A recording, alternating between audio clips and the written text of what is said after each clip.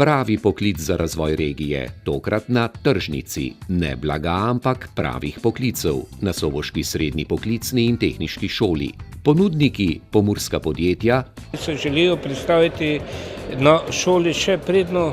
Povpraševalci, dijaki, Končajo šolanje in jih prepričati, da bi se zaposlili pri njih oziroma vzeli štipendijo od njih, če bodo šli naprej študirati. Predvsem tiste mlade, ki so pripravljeni na nove izzive, ki so pripravljeni se zaposliti v firmi, ki bo delala z njimi, ki bo z njih ustvarila strokovnjake takšne, kot jih v gradbeništvu potrebujemo. Velikokrat se je zgodilo, da so začeli pri enostavnih delih in smo odkrili, da imajo potencial, voljo do napredovanja in so potem napredovali danes na različnih pozicijah.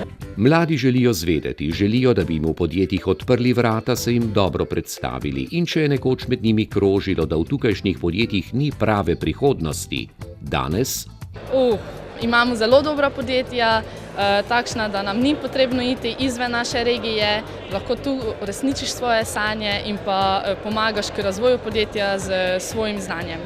Ideja Pomurske gospodarske in obrtne zbornice je očitno padla na plodna srednješolska tla.